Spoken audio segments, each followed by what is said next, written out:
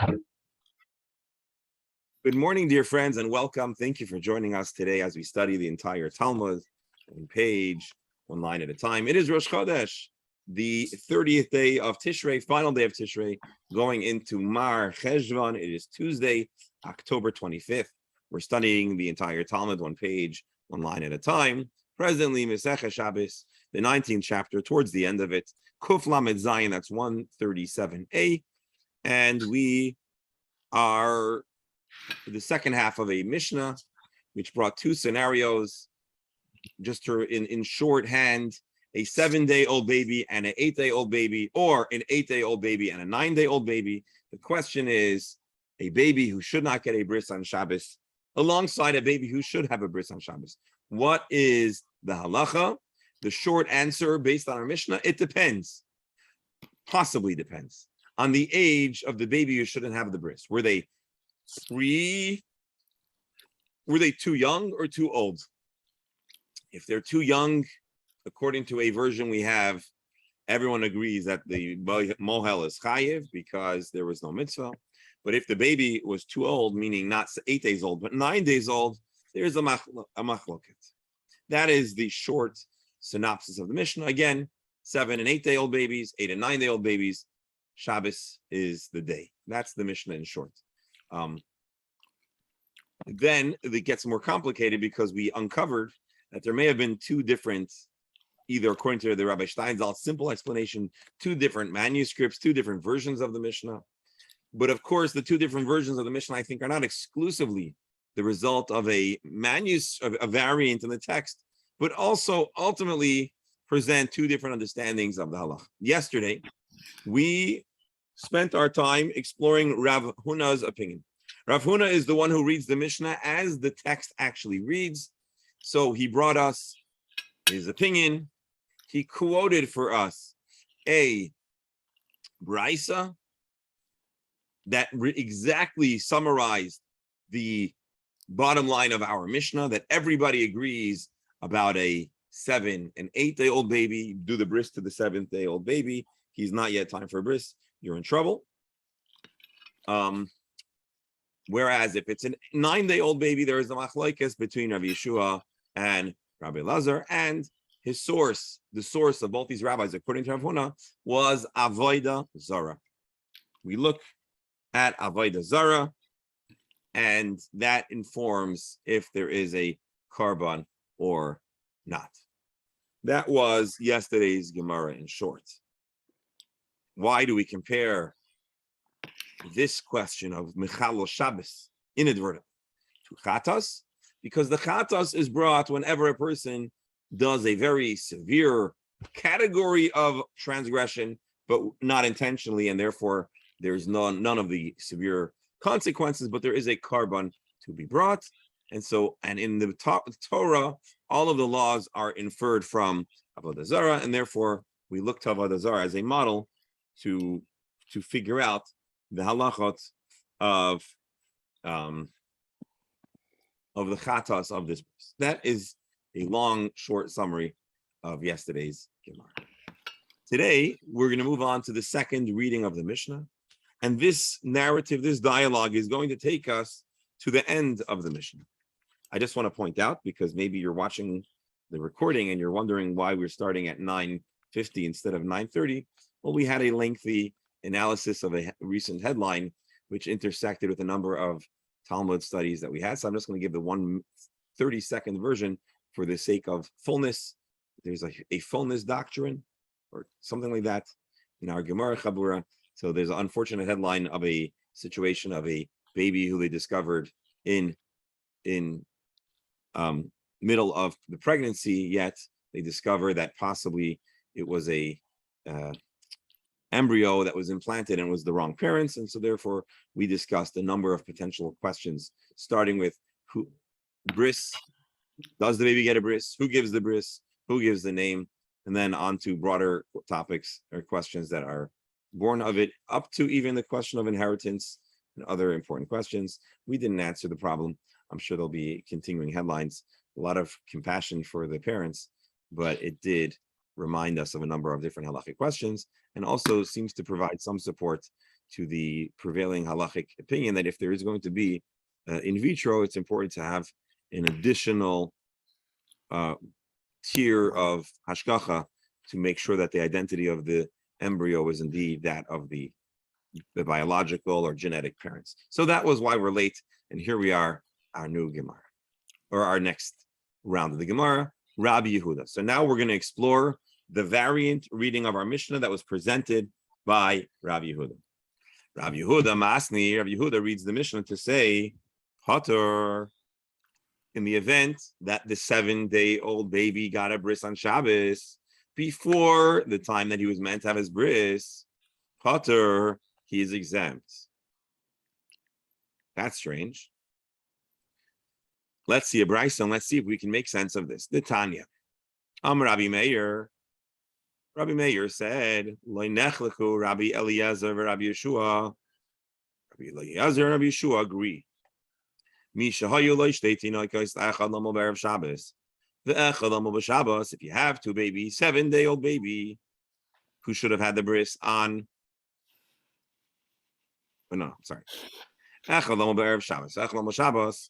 You have a 9-day-old baby and the 8-day-old baby. V'shachach umal es shel erev Shabbos v'Shabbos, and mistakenly they circumcised the 9-day-old baby on Shabbos. Shehu pater, he is pater. Now I want to just point out before we continue. Remember, I looked at Rashi and I was a little bit confused, and I said let's stick with Rabbi Steinsaltz for now.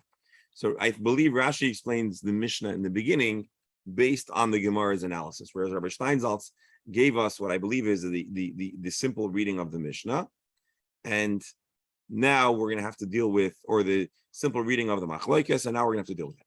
So Rabbi Yehuda says the first stanza of the Mishnah uses the word pater, and there is a situation where everybody agrees.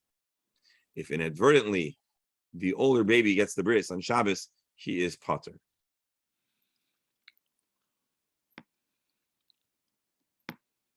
Okay. When is there a debate? When there are two babies. So everyone agrees according. So let me just explain what's going to happen here. We're going to end up having a different version of the Mishnah, not just one word, but we're going to have slightly, the whole scenario will be slightly shifted. So let's read the brisa, forgetting the Mishnah for a moment. Let's understand what the brisa is saying, and then we'll try to impose that onto the Mishnah. So everybody agrees that if a 9-day-old baby gets a bris, according to this version, pater. That's not what we read earlier, but that's what we're reading here in this brisa brought to us by Rabbi Yehuda. An 8-day-old baby and a 9-day-old baby, the baby that's 9-day-old gets a bris, which this very scenario, according to Rav Huna, there is a debate. Here is a brisa that says there is no debate. Everyone agrees. Alma nechleku, where is there a debate? There are two babies. One that is 7 days old. And one that is 8 days old. An 8-day-old baby gets a bris. A 7-day-old baby does not get a bris. They're not allowed to have a bris. Shachach, and there was a mix-up, a mistake. 7-day-old baby gets a bris. Rabbi Eliezer mechayev chatas. Rabbi Yeshua paiter. Over there, in this scenario, is the machlokes. Rabbi Eliezer says chayev. Rabbi Yeshua says paiter. So here's the interesting thing. What is known to everybody is that Rabbi Eliezer and Rabbi Yeshua argue something in the discussion about two babies. The question is, do they argue in the more lenient scenario? Or do they argue in the more stringent scenario? If they argue in the more lenient scenario, everyone agrees the more stringent scenario, you're chayiv. If they argue in the more stringent scenario, then everyone would agree that in the more lenient scenario, you are pater. So the debate between Rav Huna and Rabbi Yehuda, before explaining it all, is not just on one scenario, but they debate across the entire identity of the Mishnah, which is what Rashi was trying to alert us sooner. So let me just give you now a recap. According to this brisa, If the baby is 9 days old and he gets a bris on Shabbos, according to Rabbi Yehuda, everyone agrees pater. If the baby is 7 days old, that's where there is a machlokes, Rabbi Elazar and Rabbi Yeshua. Clear, or are you confused? Anyone? Tell me if you're confused. Or tell me if I could do a bit more to clarify. I guess that's the way.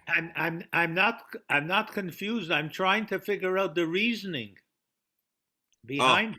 Oh, yeah. I'm sorry. Go ahead. You're trying to figure out the reasoning behind what? Yeah. What is the worst crime? I guess to put it bluntly. Hold on. Let's right now here just together for a moment to come to a consensus. Let's see if we can agree. Rebberal, tell me what would be worse: to give a baby that's 7 days old a bris on Shabbos, or a baby that's 9 days old a bris on Shabbos? Based on what we read yesterday and in just our general impression, what would be worse? So that's my question. What should I think about when trying to decide that? So yeah. So the first question we need to ask is: one baby, the 9-day-old baby deserves a bris, right? They have to have a bris. He's late. He's late. He needs a bris. He's chayiv a bris. The only question is, do we do it on Shabbos or not? And the answer is we shouldn't do it on Shabbos. The 7-day-old baby doesn't even belong in a conversation about bris. He's not chayiv a bris.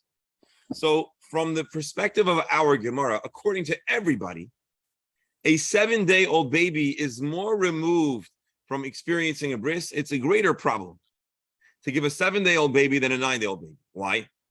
The 7-day-old baby, there's no mitzvah. Using this understanding of our Gemara, there's no mitzvah to give a 7-day-old baby a bris. I know. I looked yesterday in the Shulchan Aruch, man, that's what confused us. So I said that Lamaisa, it's a good question. But the way our Gemara understands it, a 7-day-old baby should not be having a bris. A 9-day-old baby must be having a bris. Ideally, you don't do it on Shabbos. But it's worse to give a 7-day-old baby who there's no mitzvah b'chlal to give them a bris. So everybody agrees that the 7-day-old baby is more chamor, more problematic. Now comes two rabbis, Amoraim, and have two different traditions about our Mishnah. One tradition says the debate is in the more lenient case, but everyone agrees the more stringent case is problematic. The other opinion says the whole debate is in the more strict case. And everybody agrees that the lenient case, you're off the hook. That's essentially what the Gemara just told us. Rav Huna says this, in the strict scenario, everyone agrees you're in trouble. You can't give a 7-day-old baby a bris. Where's the mitzvah b'chlal? There's no mitzvah. Rav Yehuda has a different take on the Mishnah, telling us that the whole debate is only about the 7-day-old baby. 9-day-old baby? So gesund, pater. So let's read this one more time. Well, I'm sorry, Rebel, does that make sense? Can we agree that a 7-day-old baby is more clearly not supposed to have a bris than a 9-day-old baby? Yeah, you have no achievement, I guess is some way of saying. Yeah, you have no business giving a bris to a 7-day-old baby in the Jewish tradition. If it's a Jewish baby, you have no business giving that baby a bris. Yeah, and the second one is a lesser crime. You were late, okay.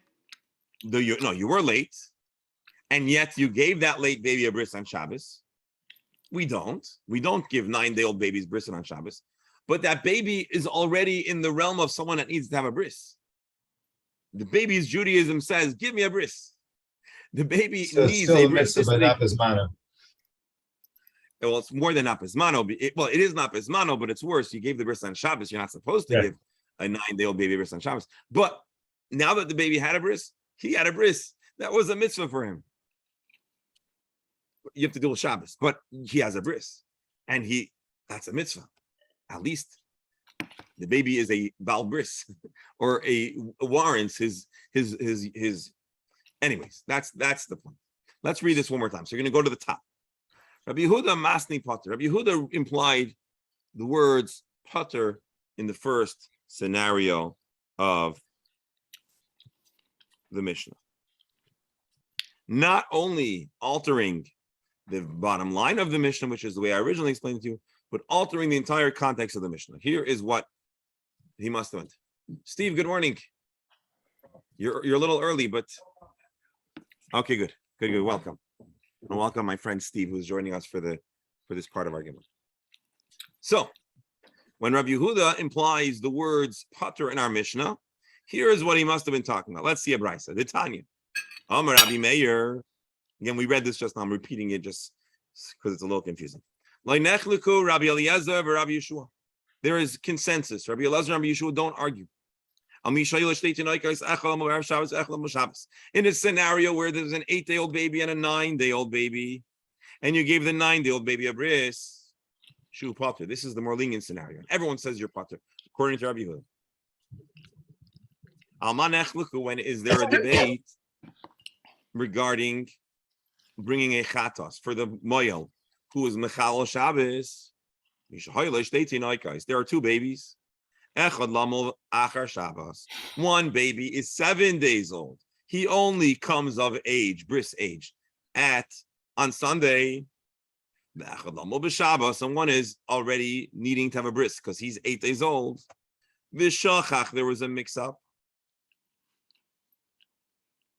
Or maybe they forgot that you're not supposed to give a bris, if you want to translate it perfectly. They didn't realize, they made a mistake. They gave a bris to the 9-day-old baby.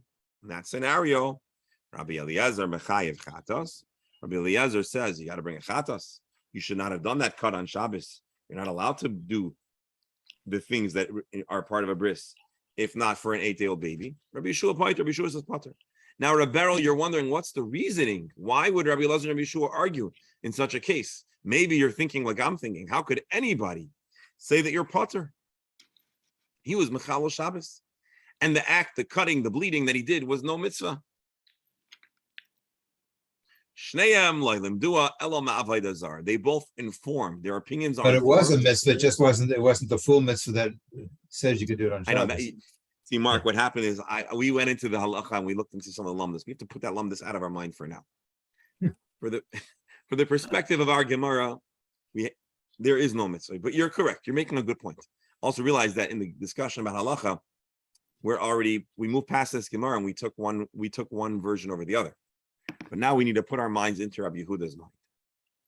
There's no mitzvah. So from the perspective of Rabbi Yehuda, according to Rabbi Eliezer, there's absolutely no mitzvah. Let's see, maybe he has a different explanation. It's going to be familiar. Both Rabbi Eliezer and Rabbi Yeshua, their take on the consequences, if you will, of circumcising a 7-day-old baby on Shabbos, our motive, the consequence is bringing a chatas, right? We're talking about a mistake. They learn it out of Avodah Zarah, which, as we determined yesterday, is an appropriate analog. Rabbi Eliezer Savar, Rabbi Eliezer says, Kavoida Zarah. This is just like Avodah Zarah in one regards. Ma'avodah Zarah amar Achmana lo yisaved. When the context of Avodah Zarah, the Torah says, don't do it. And if you did it, whatever it is, you're chayiv. V'chi avid, you did Avodah Zarah, you're chayiv. You did the act of cutting a baby on Shabbos, or any human being on Shabbos, drawing blood in a prohibited manner. Mechayiv, you got to bring a carbon. And therefore, don't get into lumdus, where the facts of the matter a prohibited activity. If yes, Rabbi Eliezer says chayiv. Rabbi, Shua says, yeah. There's another consequence here. The baby that had the bris in his 7th day, is that bris considered a bris, or do we have to go back and do something? So you're asking a good question. I don't want to answer right now because it's a little complicated. Based on what we learned yesterday, it's possible that the baby would not need another bris. That is the opinion of the Rush, I believe. But let's focus on what the Gemara is explicitly discussing. It's a very good question. I don't want to negate your question. But let's first focus on the primary topic of conversation. The Gemara is much more concerned about if it was a Chil Shabbos, if you have to bring a chatas, than if the bris needs a little formal reactivation ceremony. The reason I asked the question, it wouldn't make sense that you have to bring a chatos and then nothing else, no other consequence to anybody. Anyway, okay. Well, Roberto, let me ask you an interesting similar question, just because we're already off topic. Let's say Jewish couple have a baby and the baby's in the hospital, and a Jewish doctor, maybe without their permission, did a circumcision on day 2 or day 3, which happens today, or day 1 even. The pediatrician, Jewish pediatrician, gave a circumcision, and you know what he says? You know, when I did that circumcision, I'm Jewish, you're Jewish, I didn't mind that it also should be a bris. Do you have to do anything now? That's exactly the same question. Right. Maybe got a bris. The moil had in mind that this is a bris. Maybe they even read the prayers associated with the bris, but it was a day early. So does the baby need another bris or not? So I'm not answering your question. I'm just saying it's a good question that has real practical application. It's basically Let's first see. It's basically the difference between the physical and the spiritual. Let's say, yeah. Rabbi Yeshua, who says, hold on, let's just finish 2 lines. Alan, it's good to have you. Just let me finish these 2 lines, and then please hold the thought. Okay. Rabbi Yeshua is the one who says that if you circumcise the 9-day-old baby on Shabbos, you're exempt.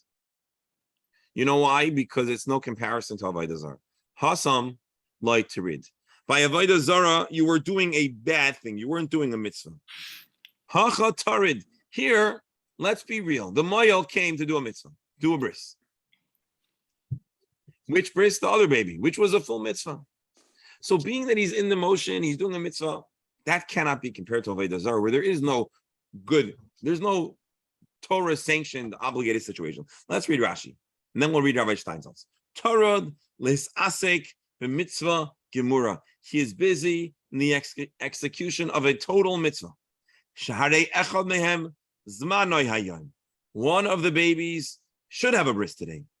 The Torah liboy l'maher v'lasois, and he's anxious and preoccupied with getting the bris done before sundown. And because he's so preoccupied, he's so consumed. That's how the mistake came about. Again, now we have to ask the question: why are 2 babies, one who needs a bris and not needs a bris, why are they commingled? It shouldn't be the case. But the reality is, how. You know what happened? You know what happened? How can this happen? You know, I can tell you how it happened. The Mayel says, bring the baby. And the parents here, and they think, oh, he wants to inspect our baby because tomorrow's the bris. So they come running, here's the baby. Before you look around, the Mayel's a fast cut. And boom, boom, boom. The baby is like a malatin. I don't know. We could use our creativity to imagine a scenario. Or maybe the babysitter or the nanny isn't Jewish and doesn't know the intricacies of Jewish law. And so he says, hey, do me a favor, bring the baby. Again, in a case where the parents are present, it's hard to imagine this happening. But you know what? Sometimes the mother's not by the bris, and the father's absent-minded, or maybe the father's away. So we could use our creativity to imagine a scenario where no one is to blame. No one did anything malicious, or even no one is negligent for the father not knowing which baby. That's negligence. But the nanny, when the mole says, bring the baby, not knowing that the guy's about to do the bris, okay, didn't know enough. Anyway, so what I just said was just my musing. You don't have to take my scenario, but we'll have to consider a scenario in which the moil is busy doing the mitzvah and they didn't know, or maybe, which is really, I think, the pshat, is the whole oilam forgot or didn't realize we did one bris we have to do, and they thought the other bris needs to happen, or they by mistake, as Rashi says, took the wrong baby. And anyways, but they were tired to do a mitzvah. And therefore, Rabbi, the moil shouldn't be, it's not his problem. He never saw the kid before. So it's the parents and the family. That's the problem. Yeah, we discussed this yesterday. You're right. The negligence ultimately falls to the family. Sure. But the moyel, for doing an act of drawing blood on Shabbos, he's not in trouble, but he does have to bring a carbon. The professor gave us a very, very good analogy yesterday. He said, sometimes there's schmutz. You didn't do anything wrong. You rubbed against the wall. And there's schmutz on you, or there's schmutz on your face. You got to wipe it off. We're not saying you're guilty. We didn't do anything wrong. You're not in trouble. But if the schmutz is on you, you got to wash it off. And so the professor said, when a person does something that the Torah says not to do, you didn't do it intentionally. As a matter of fact, you're misled, or you didn't know, or whatever. But there is a step called a chatas, an offering that has to be brought. And so we're not talking about disbarring the moyel, We're putting up notices all over town. Don't hire this moil. The moil is a tatla. He's a zizkite. He's a tzaddik. But he needs to. But there is a carbon that needs to be brought in the event where this happens. And so we have now a second take on the whole sugya of the Gemara. The second take is where the more obviously lenient scenario, there is consensus that it is patur. That's the 9-day-old baby. The whole debate, according to Rabbi Meir, is when the 7-day-old baby gets the bris. Rabbi Yeshua says off the hook. Rabbi Eliezer says you are in trouble. That is the second version of our Gemara. Now, and we're going to close out our Gemaras. Okay, here, just so you have the forecast. Here's a new mission. So 1, 2, 3, 4, 5 paragraphs. We could do this. Tani Rabbi Chia. Rabbi Chia taught another variant of the above brisa. Amar Rabbi Meir. Rabbi Meir would say, Lo nachlaku Rabbi Eliezer, Rabbi Yeshua. There is no debate when there were two babies. One baby's 9 days old, and one baby's 8 days old. Another version says differently. Everybody agrees that if you circumcise the 9-day-old baby on Shabbos, you're chayiv. Where's the debate? When there's two babies, one baby is 7 days old, and one is 9 days old. One baby is 7 days old, and one baby is 9 days old. Neither baby really should have had a bris today. And then by mistake, you gave the bris to the 7-day-old baby on Shabbos. Shabi Eliezer mechayev chatos Yeshua poiter. You got it? Thank you, Shlomo. Rabbi Eliezer says you're chayiv. 250. Rabbi Eliezer says you're chayiv, and Rabbi Yeshua says you're potter. Now, please note with me if you're confused. This is the appropriate response to this version of the Bryce. Until now, we've been talking about two babies: one baby who was supposed to have the bris, and one baby who was not supposed to have the bris.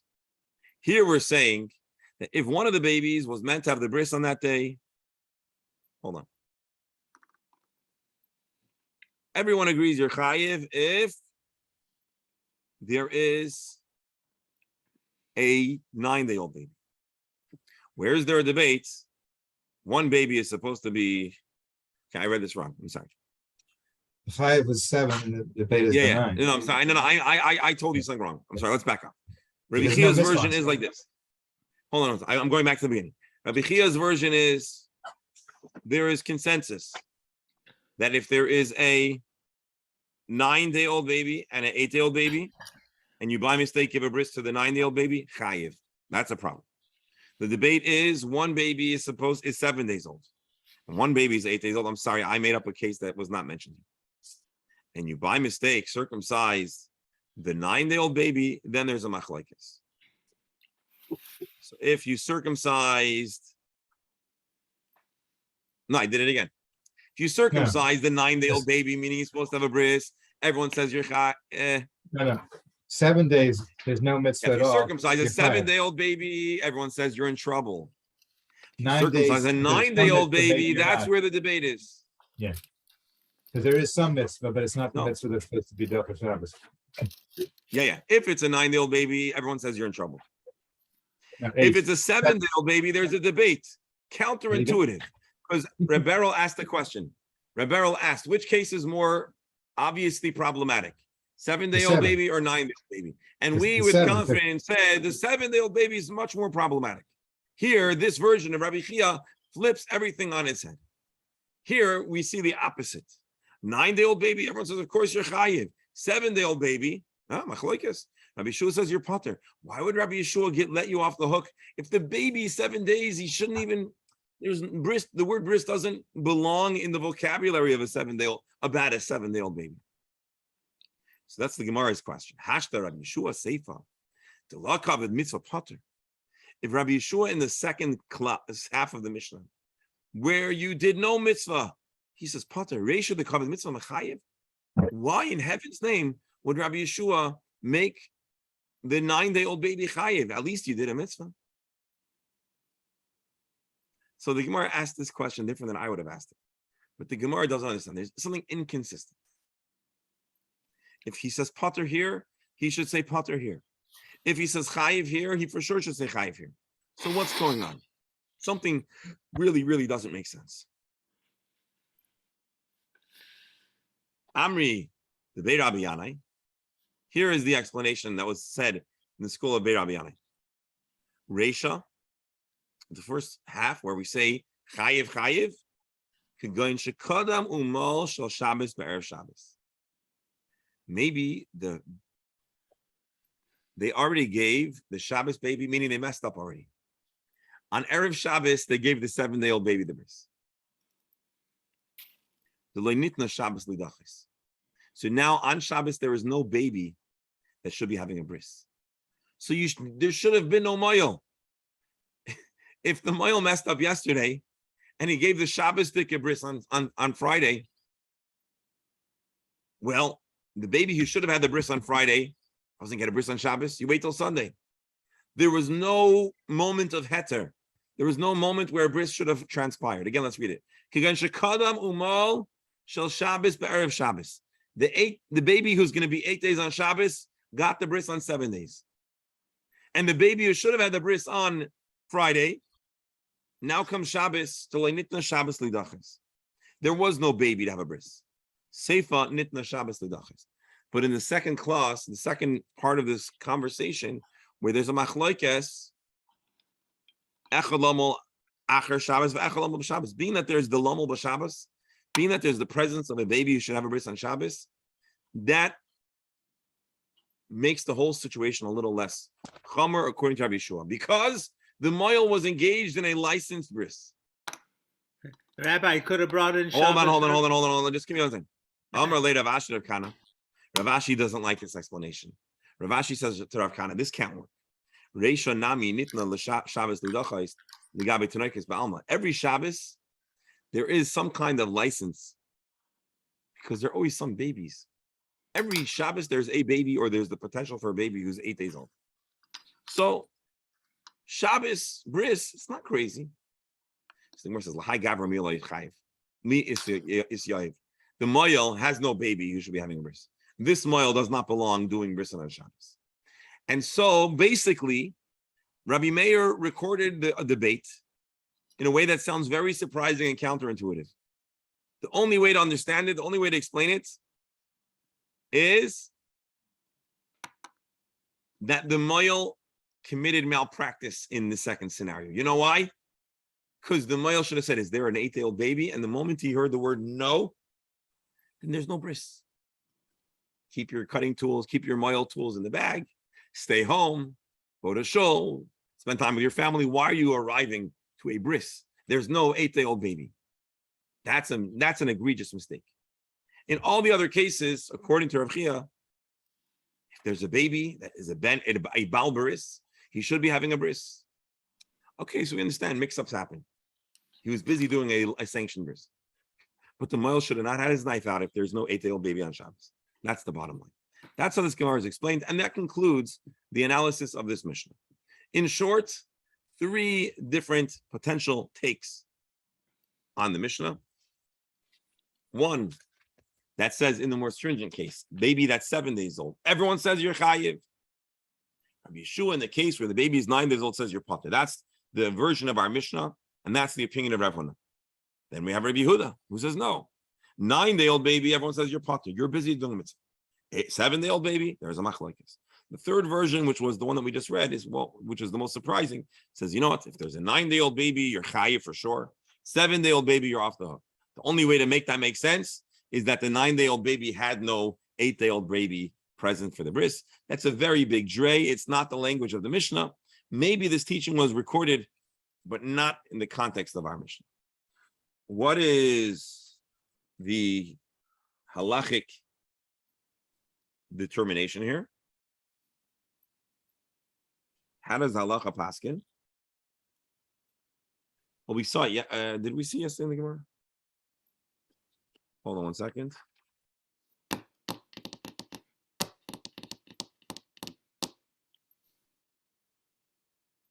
So there's a Rambam.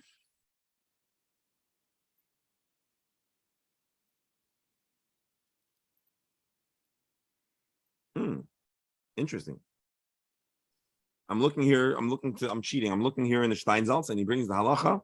We follow the more lenient take of Rabbi Yehuda, because Rabbi Chia also seems to support his take. So surprisingly, the halacha follows less. Now we have to do this. So it follows less the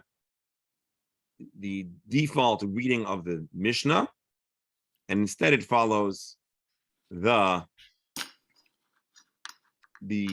more supported take in the Gemara. Rabbi, Hang on. 1 second. Can we read here? Oh, go ahead, Rebel. Go ahead. no, I was just wondering, Erev Shabbos, could you bring in Shabbos early in order to perform a bris? On Shabbos, I don't believe so, but that's an interesting question too.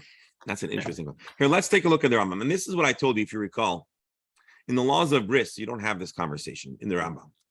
But you know why? Because Bisman Hazeh, there is no carbon chatas. So this is not really discussed in Shulchan Aruch, because the Shulchan Aruch talks about modern days, if you want to call it. The Rambam talks about Hilchas Sila Mashiach. The Rambam talks about those discussions which are relevant to the time of the Beis Hamikdash. And so here we go. Kol ha'oisa mitzvah min ha'mitzvahs. B'chlal ha'asiyos ha'nasaver. You're doing a mitzvah. But the mitzvah's execution entails also an avera. Shechayavim aleh kares ishkaga. That you would have to bring you would experience kares if it was intentional. Ishkaga hareza potter. Yet, for inadvertently doing it, you are exempt. Michatas because there is a sense of permission. Ketzat. This is surprising, but it's really not on topic. So let me just skip. We'll read it for the fullness doctrine that we're. Haba al yevimtai. Person has relations first time with the yavam. This is a brother who is marrying his brother's widow. The harehi nida. She's also in a state where they are not meant to be intimate. V'hu yada, but he didn't know. Hareza pater michatas. He doesn't bring a chata. The general union was really not only permissible, but it should have happened, except that it should not have been during nida. But if it was with his wife, he brings a chatas because the person should be able to have a conversation with his wife. The brother's widow, they're not exactly, this happens, this is a whirlwind. They don't have a relationship where they are comfortable having deep and complex conversations. So the Rambam, especially in those times, understands that it's probably kind of awkward, a Yibum scenario. So that's the case that I only brought because of the fullness doctrine. You have two babies. A baby, one who's 8 days old and one who is 9 days old. Or maybe not 9-day-old baby, maybe it's a 7-day-old baby. And he forgets and gives both those babies a bris on Shabbos. There is no chatas, which sounds like Rabbi Yeshua's opinion according to Rabbi Yehuda's presentation. He has permission to be engaged in doing a bris. And Shabbos is pushed aside to do a mitzvah.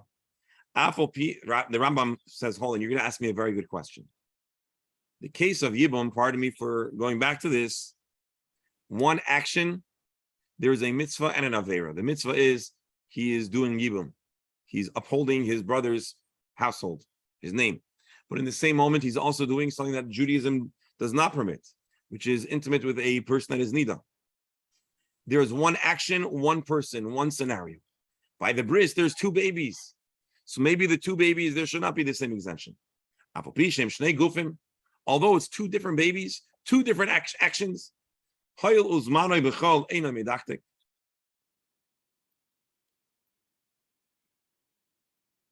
that if it had not been Shabbos, it might have been the right time. He may have made a mistake. But if neither baby should have had a bris on Shabbos, that's the last case of our Gemara. And then he did a bris. Being that the male had no business doing any bris, therefore he is chayiv.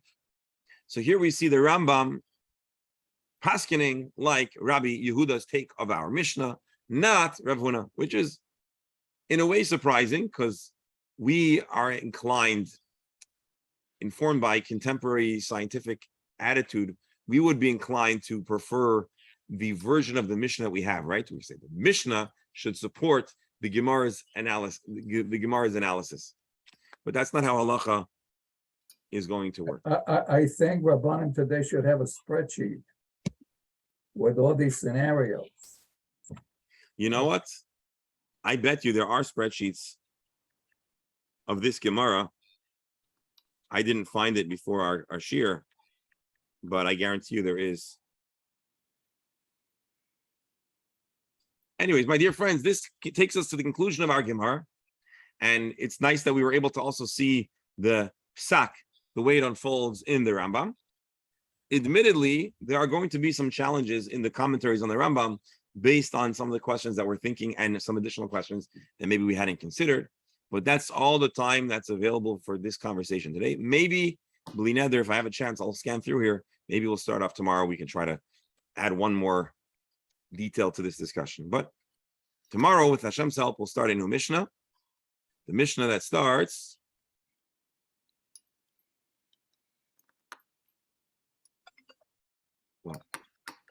Katanim L'Shmoina Latisha Last, a very interesting Mishnah. So I want to thank you, my dear friends, and wish everyone a wonderful day. Looking forward to seeing you on tomorrow. So I just got to jump off to take this call.